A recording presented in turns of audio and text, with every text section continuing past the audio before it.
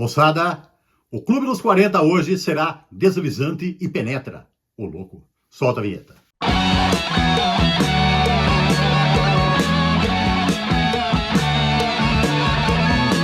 Saudações pesadas, moçada! É mais uma edição do seu Peso do Dia, mais uma edição da série Clube dos 40 que chega até vocês hoje aqui com muito peso.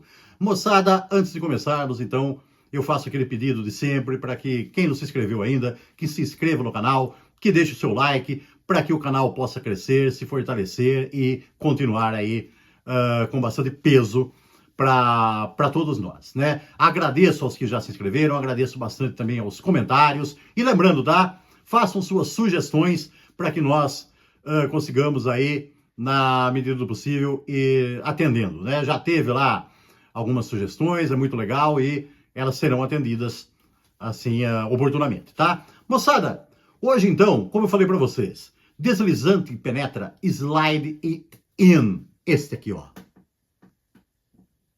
Tá? O disco de 84 do grande Whitesnake.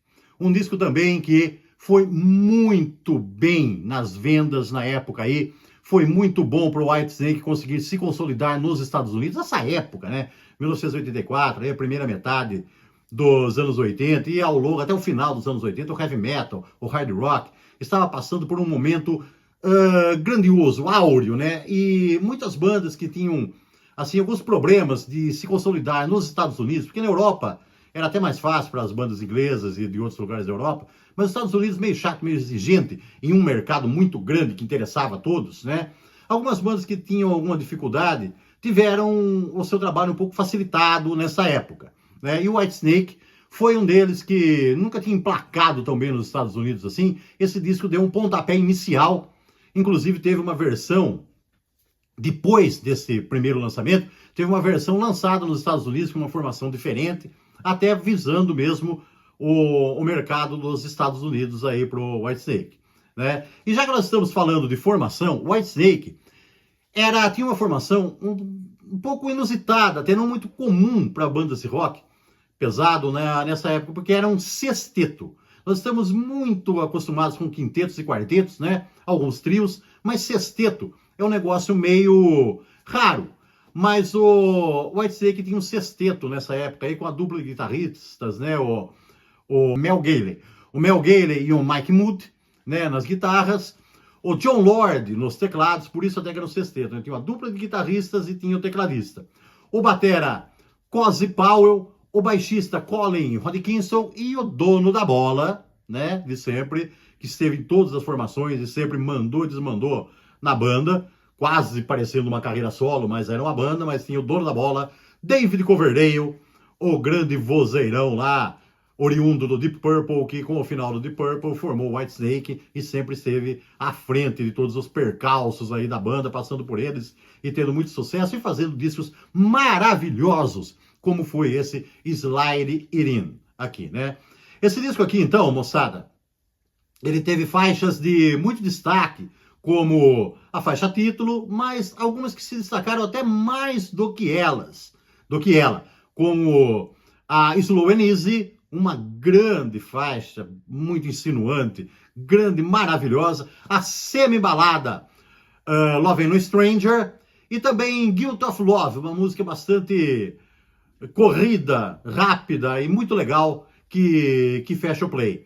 Essas três que eu citei tiveram videoclipes, e foi bastante vinculado da MTV na época aí, e levou a banda a um grande sucesso. Gambler abre o disco com um estilo bem old school, bastante fantástico mesmo, é um disco bastante pesado, um disco maravilhoso, um disco assim com uma bateria muito forte do Cozy Powell, aquele baixo pesadão, aquelas guitarras bem hard rock mesmo aí, duelando ali. Os teclados são, assim, econômicos, mas aparecem. E o vozeirão do David Coverdale por cima disso tudo aí, cantando lá sobre suas letras lá de fossa e de tudo mais, aquelas coisas lá de paixonite aguda e todas aquelas coisas que a gente conhece bem do Whitesnake, que sempre fizeram um hard rock, um heavy metal, apesar deles odiarem esse termo heavy metal para eles, mas tem músicas aqui de muito peso assim, e o o Whitesnake sempre foi maravilhoso.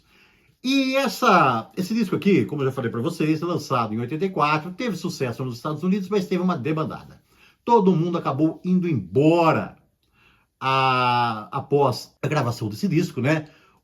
Primeiro o guitarrista Mel Galley, aí saiu também o baixista Mike Mood, e saiu o tecladista Joe Lord, que retornou ao Deep Purple, que voltava à ativa aí, né? O David Coverdale tinha ficado então só com o Cozy Powell e o guitarrista Mike Mood, tá? Mas aí entrou o guitarrista John Sykes, né? Um Guitar Hero, no caso aí, como a gravadora queria, que achava que seria interessante ter um Guitar Hero para acompanhar a banda na turnê dos Estados Unidos, e também o Neil Murray no baixo.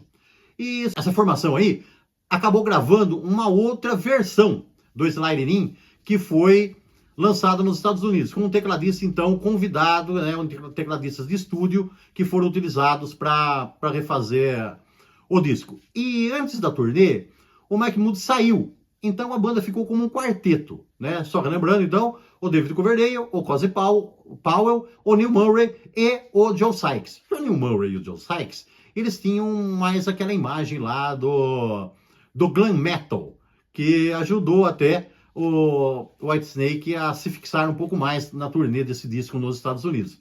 E foi exatamente essa formação também que veio ao Brasil, no Rock in Rio, na primeira versão do Rock in Rio, no lugar do Def Leppard, que não veio lá por motivos ainda, não se sabe ao certo, se foi por atraso mesmo da gravação do seu disco Hysteria ou pelo acidente que levou à amputação do braço do guitarrista Rick Allen. Mas de qualquer forma, por causa desse acidente, o Def Leppard não poderia vir mesmo, né? E veio o Whitesnake, então, no seu lugar. E o Whitesnake arrebentou no Rock in Rio com esse quarteto, então, que aí se apresentou, né? Depois desse disco aí, esse disco teve uma turnê bastante longa, né?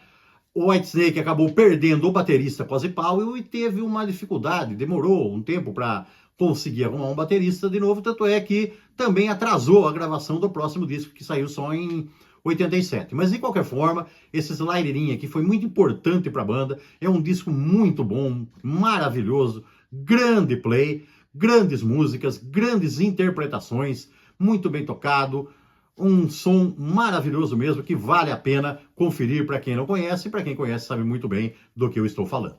Então, moçada, é isso, Slide It In, 40 anos desse petardo do Whitesnake, que merece sim ser conferido. Beleza, moçada? Mantenham-se pesados e até a próxima. Yeah!